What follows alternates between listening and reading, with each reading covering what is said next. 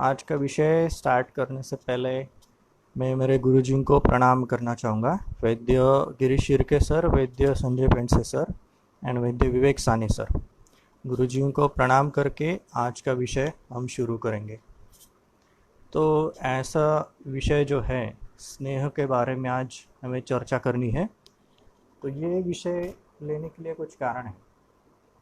जैसे कि हम सर के पास जब सीखने जाते थे, उनके क्लिनिक्स अटेंड करते थे, तब किसी ने शायद इंग्लिश में लेक्चर की रिक्वेस्ट की थी, लेकिन ज़्यादातर जो लोग हैं हिंदी समझने वाले हैं, इसलिए हम हिंदी में आज का जो पॉइंट है उसको डिस्कस करेंगे स्नेह के बारे में।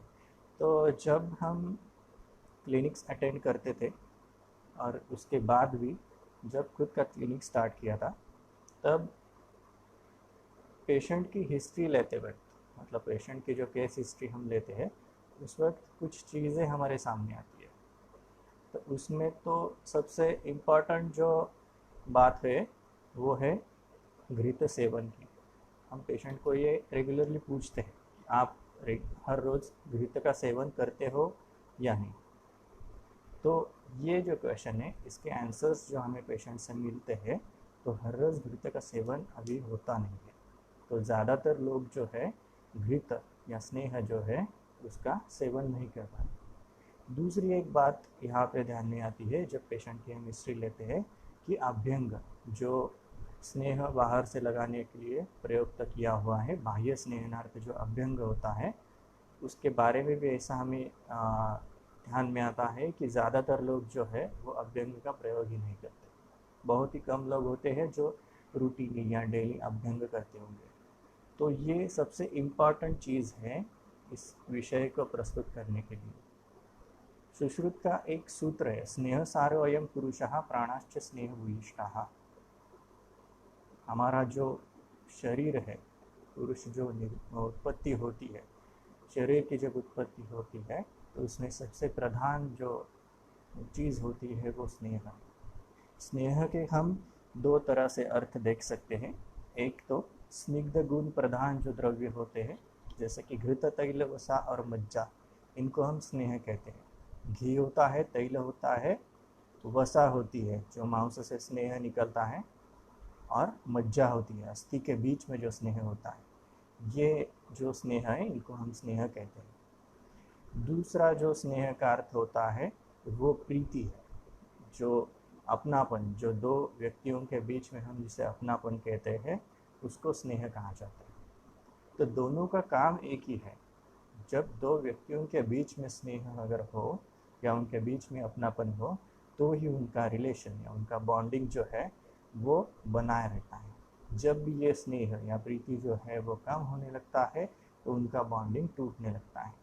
ऐसा ही काम शरीर में हमारे स्नेह करता है। जो परमाणु होते हैं शरीर के, उनको बांध के रख के शरीर को उसकी घटना या शरीर को उसका स्वरूप देने का काम ये स्नेह करता है। थोड़ा सा हम इमेजिन करें कि स्नेह अगर हमारे शरीर में नहीं होता तो क्या होता। तो शरीर का भी जो स्वरूप दिख रहा है वो हमारे सामने नहीं होता। दो परमाणु जो है शरीर के, उनको बांधे रखने का काम ये स्नेह करता है। तो ये इतना इम्पोर्टेंट फैक्टर है हमारे डेली रूटीन के लिए, या दिनचर्या जिसे हम कहते हैं उसके लिए। तो इसीलिए सुश्रुत का जो सूत्र हमें मिलता है, स्नेह सारोयम पुरुषः, जो प्राण और प्राणाश्च स्नेह भूयिष्ठः, शरीर में जो प्राण बसते हैं वो भी स्नेह भूयिष्ठ होते हैं। स्नेह जिसमें प्रधान है, ऐसी चीज़ें होती है। अगर शरीर में से स्नेह चला जाए तो प्राण भी शरीर में से निकल जाता है।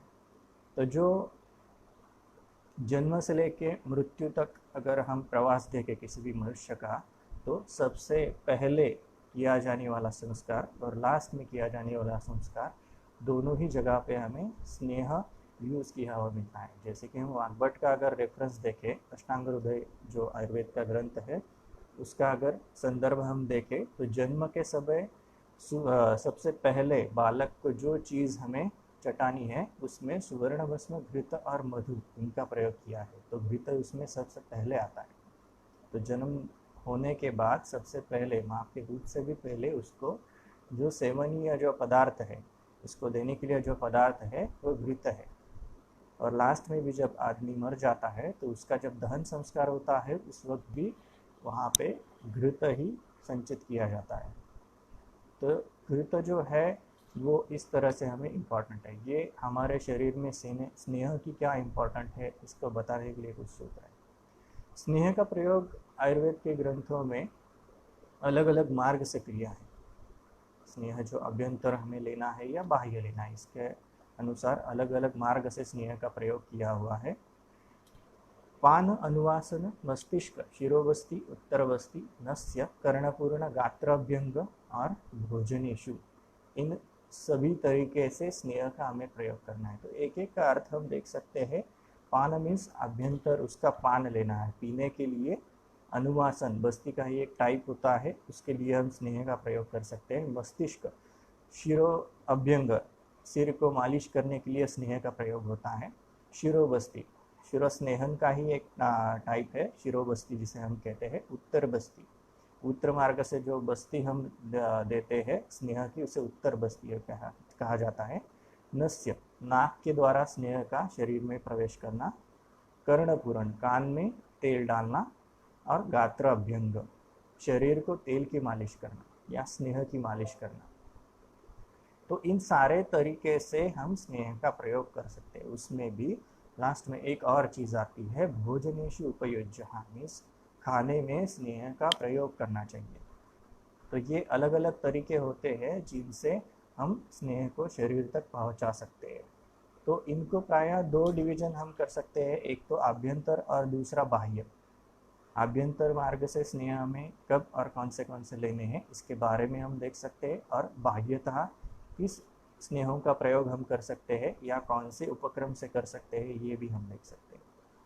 तो दोनों का थोड़ा सा हम देखेंगे कि आभ्यंतर पान अनुवासन नस्य और उत्तर बस्ती, ये जो चीज़ है शरीर में प्रत्यक्ष स्नेह का हम पूर्ण करते हैं, शरीर में स्नेह प्रत्यक्ष देते हैं।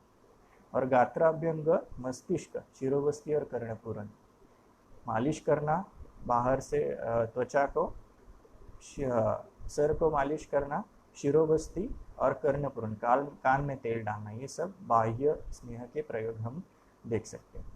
तो ये जो स्नेह है, अभी खाने के लिए हम पेशेंट को पूछते हैं कि आप घी खाते हो या नहीं, तो घी खाते हो या नहीं ये क्यों पूछा जाता है, तेल का प्रयोग करते हो या नहीं ये क्यों नहीं पूछते?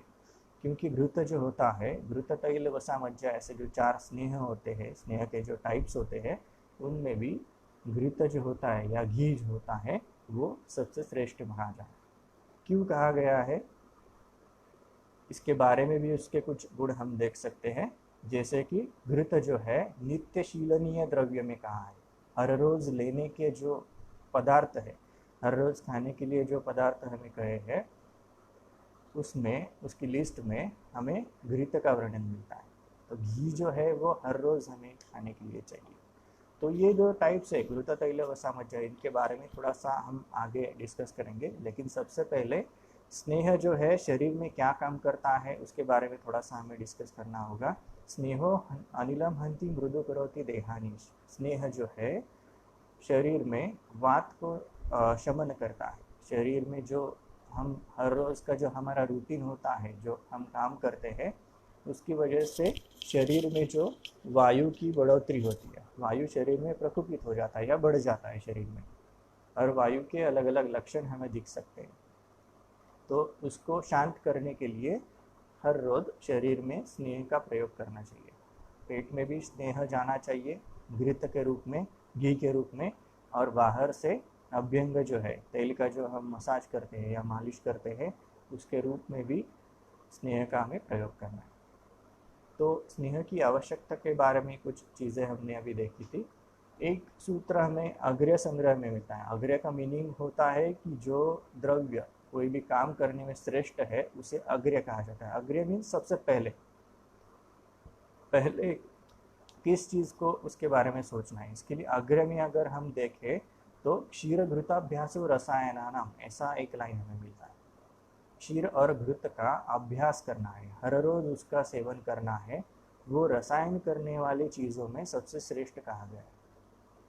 तो इसका परिणाम जो है हमें कब मिलता है? अभी जो एक चीज़ सबको सबसे ज़्यादा प्रिय लग रही है अभी के सिनेरियो में, वो तो है इम्यूनिटी।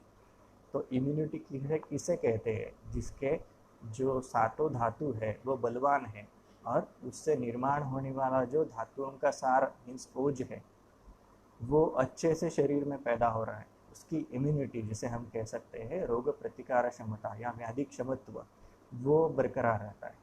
तो इसके लिए रसायन प्रयोग जो है वो अच्छे से होना चाहिए। तो सबसे बेटर रसायन कौन सा कहा है आचार्य वाग्भट ने? तो क्षीर घृताभ्यासो, क्षीर और घृत, गाय का घी और गाय का दूध, इनका सेवन हर रोज हमारे आहार में होना चाहिए। ये आचार्य वाग्भट का रसायन के लिए सबसे श्रेष्ठ पदार्थ उन्होंने कहा है। तो आभ्यंतर स्नेहों के बीच में भी घृत या तैल, ज़्यादातर घृत का ही सेवन आभ्यंतर प्रयोग के लिए कहा है। हम अभी प्रैक्टिकली देखते हैं कि जो पेशेंट्स हमारे साथ सामने आते हैं हिस्ट्री टेकिंग के लिए, तो उनसे एक चीज़ हम पूछते हैं कि आप खाना बनाने के लिए कौन सा तेल या घृत इस्तेमाल करते हो। हमारे ग्रंथ में जो सब्जी बनाने के जो विधि है या शाक निर्मित जो है, शाक पाक बनाने की जो विधि है, उसमें प्रायः घृत का प्रयोग किया है। तो आभ्यंतर सेवन करने के लिए जो स्नेह है उसमें घृत का उपयोग भोजन में सबसे पहले आता है। तेल का प्रयोग कहीं भी तड़का लगाने के लिए, या हम जिसे छौंकना कहते हैं सब्जी बनाते वक्त, उसमें तेल का प्रयोग ग्रंथ में निर्दिष्ट नहीं है। जो सब्जी होती है, जो शाक होती है, उसको घृत भृष्ट करके ही, घी में भून के ही हमें उसको खाने के लिए प्रयोग करना है। तो बाकी जो स्नेह के तैल के जो गुण हैं उसके अनुसार ये प्रयोग किया हुआ हमें मिलता है। तैल खाने के लिए ज़्यादातर इस्तेमाल नहीं करना चाहिए, उसका प्रयोग जो है अभ्यंग के लिए ही ज़्यादातर ग्रंथों में आया है। तो अभ्यंतर के बारे में हमने देखा था कि जो घृत हमें यूज़ करना है अभ्यंतर प्रयोग के लिए, हर रोज़ लेने के लिए, तो घृत के क्या गुण है उसके बारे में हम थोड़ा सा देख सकते हैं। एक तो हमने देखा नित्य शीलनीय द्रव्य है, हर रोज़ लेना चाहिए, ऐसे द्रव्यों में हमें घृत या घी का वर्णन मिलता है। उसके साथ ही घृत के कुछ गुण ऐसे हमें मिलते हैं जिनसे हमें घृत की महत्ता का पता चलता है, जैसे कि पित्त वात घ्न। दोषों के अनुसार हम देखें तो पित्त और वात को कम करने वाला है। रोज डेली रूटीन होता है, उससे कोई भी हम कार्य करते हैं, कुछ भी सेवन हम करते हैं कोई भी पदार्थ, तो उससे शरीर में दोषों की उत्पत्ति होती है। तो उसमें से अगर पित्त और वात हमारे शरीर में बढ़ रहे हैं तो उनको शांत करने के काम ये घृत करता है। रस शुक्र ओजसाम हितम मीन्स रस से लेके शुक्र तक जो 7 धातु कहे हैं आयुर्वेद में, हर एक धातु की पुष्टि के लिए ये घृत काम करता है, या घी जो है वो काम करता है। घी का अगर सेवन हम हर रोज करते हैं तो रस से लेकर शुक्र तक, और धातुओं का जो सार है ओज, उनका जो क्वालिटी है शरीर में वो बना रहता है, उनका जो बल है वो बना रहता है। घृत जो है वो दाह प्रशमन भी है। जो शरीर में अगर कहीं भी उष्णता बढ़ गई है, जलन सी हो रही है, दाह शरीर में हो रहा है, तो उसको कम करने का काम जो है वो ये घी करता है। जिन घी होता है उनको ये दाह उत्पन्न होने जैसी तकलीफें कम होती है। मृदुकरण, इस शरीर के जो शरीर में त्वचा जो होती है उसको मृदु करने का काम ये स्नेह करता है। कहीं भी जो हार्डनेस है, तो एक उसके बारे में हम एग्जांपल देख सकते हैं कि किसी भी लकड़ी को अगर तेल लगा के, हर रोज़ अगर हम तेल लगाते हैं या तेल में उसको डुबो के रखते हैं, तो वो जो है वो इजीली हम उसको मोड़ सकते हैं बिना तोड़े हुए। अगर वही लकड़ी को वैसे ही हम सूखा रख दे तो उसको इजीली तोड़ा जा सकता है। हमारे शरीर के धातुओं का भी ऐसा ही है। हमने स्टार्टिंग में देखा था स्नेह क्या काम करता है, तो शरीर के जो धातु हैं उनके परमाणुओं को एक साथ बनाए रहने का काम करता है। वही अगर शरीर को स्नेह नहीं मिला तो धातुएं जो है वो कमज़ोर होती जाती है, उनमें रूखापन, जो रुक्षता है वो बढ़ने लगती है, और किसी भी आघात को सहन करने की शक्ति उनमें नहीं रहती। फॉर एग्जांपल अगर अस्थि धातु वीक हो रहा है, उसमें ड्राइनेस अगर बढ़ रही है, रुक्षता अगर बढ़ रही है, तो इजीली फ्रैक्चर होने के चांसेस जो है किसी भी आघात से वो ज़्यादा होंगे। अगर स्नेह इस्तेमाल करने वाला आदमी है तो उसको फ्रैक्चर जो है वो होने के चांसेस कम होंगे। तो ये धातुओं के बारे में हम द्रुत का वर्णन देख सकते हैं। स्वर वर्ण प्रसादना, स्वर और वर्ण, त्वचा का जो वर्ण होता है, कांति होती है, उसको बढ़ाने वाला होता है ये जो घी होता है। और स्वर, आपका जो आवाज़ है उसमें से कर्कशता को कम करके आवाज़ की स्निग्धता को बढ़ाने वाला होता है। घी जो है वातग्न है लेकिन कफ को नहीं बढ़ाता। बहुत लोगों का ऐसा कहना होता है कि घी अगर खाया जाए तो हमारा शरीर में कफ बढ़ेगा क्या, हमें सर्दी होगी क्या, ऐसे कुछ क्वेश्चंस पेशेंट हमारे सामने रखते हैं। लेकिन उनके बारे में ये ग्रंथों का विधान है कि घी जो होता है वात को कम करता है लेकिन कफ को बढ़ाता नहीं है। तो ये उसके बारे में दोषों के बारे में कुछ चीज़ें हम देख सकते हैं। घी जो होता है शरीर के बल को बढ़ाने वाला होता है। एक लाइन हमें आचार्य वाग्भट के ग्रंथ में मिलती है, शस्तम मीन्स कौन कौन सी चीज़ों के लिए या कौन कौन सी चीज़ों की कामना करने वालों के लिए घी सबसे उत्तम होता है।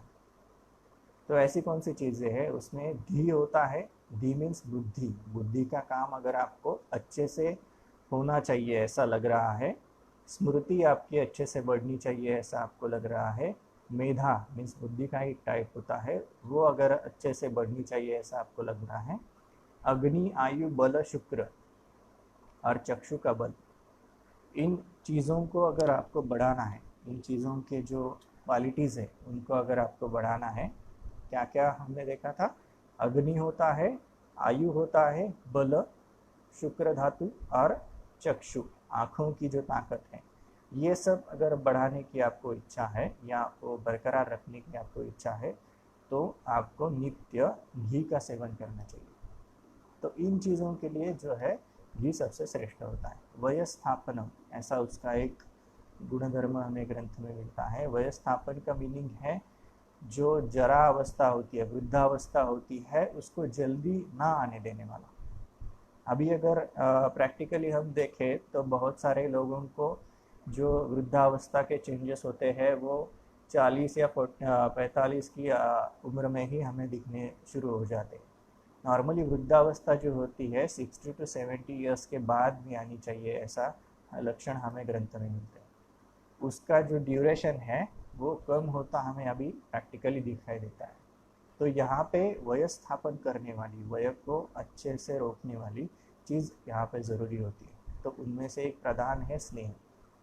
तो स्नेहों में भी प्रधान जो है घृत का यहाँ पे हमें इस्तेमाल करना है। घृत या घी क्या क्या चीज़ें और क्या क्या काम और शरीर में करता है, तो बाल, वृद्ध, प्रजा, कांति, सुकुमार्य और स्वर, इनकी कामना करने वाले, सॉरी इसमें भी बाल और वृद्ध ये दो अलग है। बाल और वृद्ध ये जो दो अवस्थाएं होती है वय की, उसमें तो घी का उपयोग सबसे प्रधान होता है। तो हर रोज सबको तो लेना ही है, लेकिन विशेषता जो बालक होते हैं और जो वृद्ध होते हैं उनमें भी घी का प्रयोग हमें करना इम्पोर्टेंट होता है। जो प्रजा की कामना करने वाले मीन्स जिनको गर्भधारणा अच्छे से नहीं हो रही है, गर्भधारणा हो नहीं रही है, उनकी इच्छा रखने वाले, गर्भ की इच्छा रखने वाली जो स्त्री और पुरुष होते हैं उनको भी घी का सेवन रेगुलरली रखना चाहिए। शरीर की कांति बढ़ाने की इच्छा करने वाले, शरीर की कांति बढ़ाने वाला है ये पहले हमने उसके यूजर्स में देखा था। तो इसके लिए कांति को बढ़ाने वाला होता है सुकुमार्य, सुकुमारता शरीर की जो है उसको बरकरार रखने वाला ये घी होता है।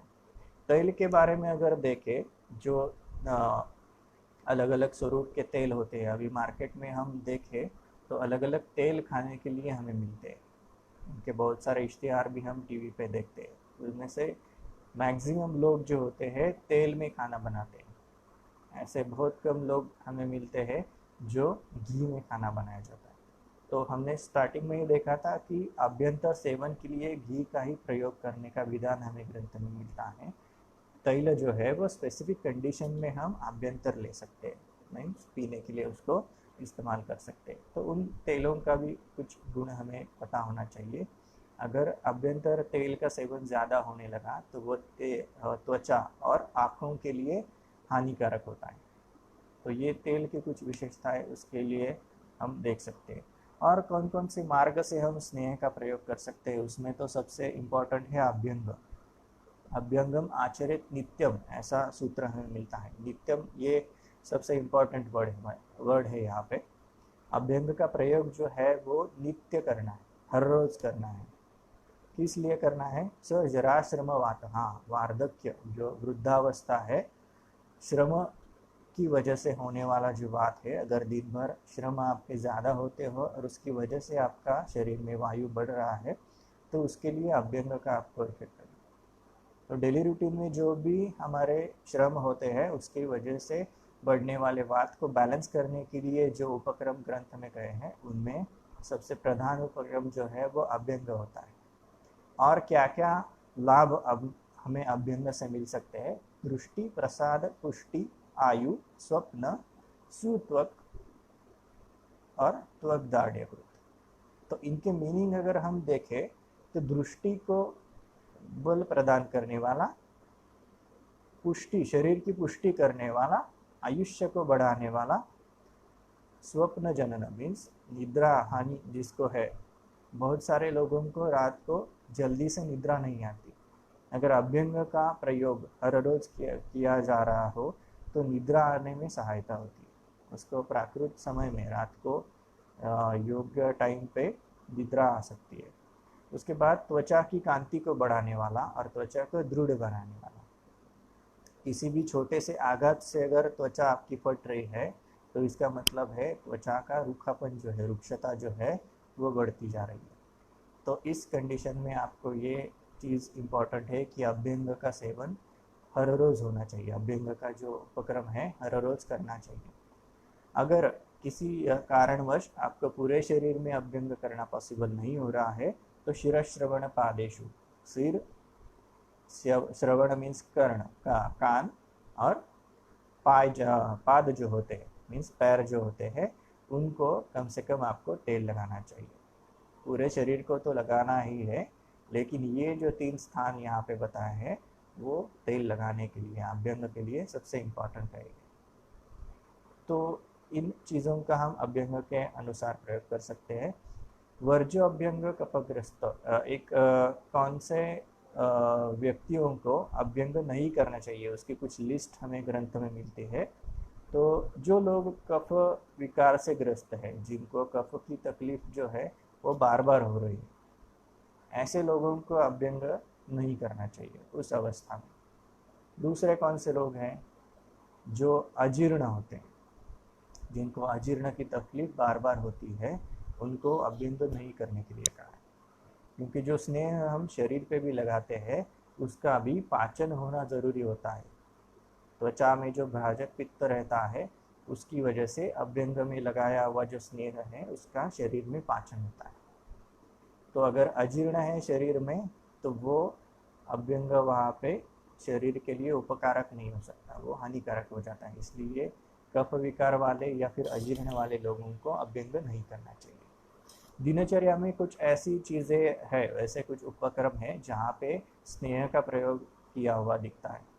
तो एक तो अंजन के बाद नस्य करने का विधान है। जो दिनचर्या है, क्रम से हमें कौन कौन से उपक्रम करने हैं दिन भर के लिए, उसका एक लिस्ट हमें ग्रंथ में मिलता है।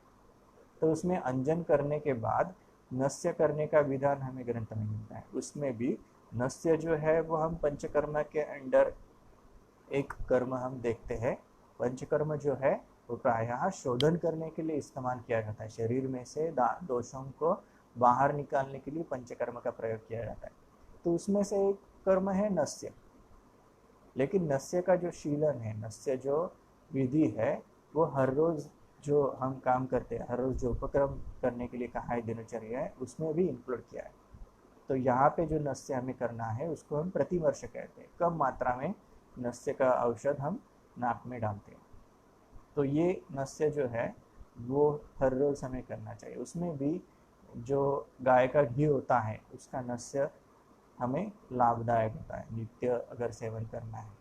तो ऐसी चीज़ों का हम सेवन नस्य के द्वारा कर सकते हैं।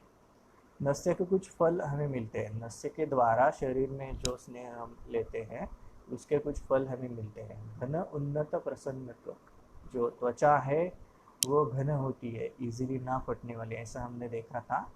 जो ऐसी मजबूत त्वचा यहाँ पे होती है, प्रसन्न होती है, त्वचा का वर्ण जो है वो प्रसन्न वर्ण दिखता है। स्कंद और ग्रीवा, जो